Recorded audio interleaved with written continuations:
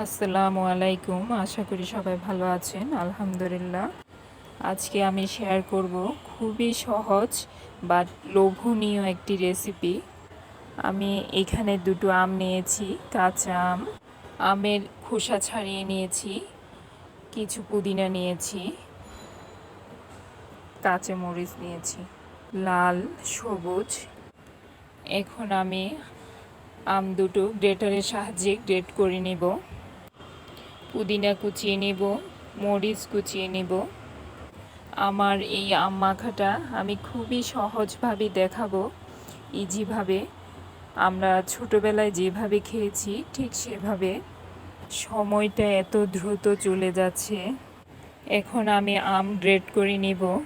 আমার গ্রেটারে দুই পাশে দুই রকম, এদিকে একটু সুন্দর হয়ে ঝুরি হয়ে কাটা হবে, বাট এপাশ দিয়েই কেটে নেই। মনে হচ্ছে অল্প কয়েকদিন আগে গাছে থেকে আম পেড়ে সবাই মিলে এভাবে হই হুল্লো করে আম মাখা করে খাওয়া সেই ছোটবেলা। অথচ এক যুগের থেকেও বেশি হয়ে গেছে। সময় ইভেন নদীর স্রোত কখনো ধরে রাখা যায় না। বাট আমি কথা বলতে বলতে মরিচটা কুচিয়ে নিয়েছি, পুদিনা কুচিয়ে নিয়েছি, আমটা গ্রেট করে নিয়েছি। এখন আমি সব একসাথে করে নেব। এখন অ্যাড করব সাদা লবণ 1 চামচ, চিনি হাফ কাপ।